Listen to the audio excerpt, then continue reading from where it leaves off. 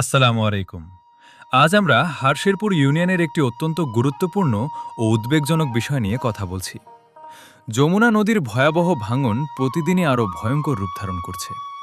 বর্তমানে নদীর পাড়ের খেওয়ারঘাট সংলগ্ন জাফর চাচার বাড়ি নদীগর্ভে বিলীন হওয়ার পথে। প্রতিনিয়ত ভাঙনের কারণে মানুষ চরম আতঙ্কের মধ্যে দিন কাটাচ্ছে। সবচেয়ে উদ্বেগের বিষয় হল, এই ভাঙন অব্যাহত থাকলে নদীর পাড় থেকে প্রায় ৩০০ গজ পশ্চিমে অবস্থিত হাটশেরপুর কেন্দ্রীয় জামে মসজিদও মারাত্মক ঝুঁকির মুখে পড়বে।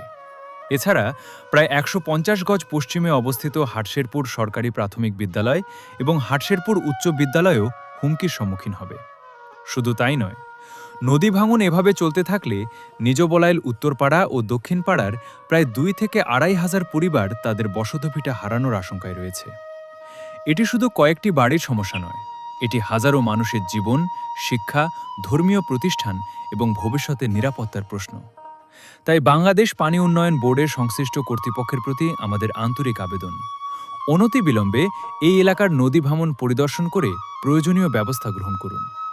স্থায়ী বাঁধ নির্মাণ বা জরুরি ভিত্তিতে নদী তীর সংরক্ষণ প্রকল্পের কাজ শুরু করে এলাকাবাসীকে এই ভয়াবহ দুর্যোগ থেকে রক্ষা করুন। আসুন আমরা সবাই মিলে এই দাবিটি সংশ্লিষ্ট কর্তৃপক্ষের কাছে পৌঁছে দিই, যাতে হাটশেরপুর ইউনিয়নের হাজারো মানুষের ঘরবাড়ি, শিক্ষা প্রতিষ্ঠান, মসজিদ এবং জীবিকা রক্ষা করা সম্ভব হয়। ধন্যবাদ।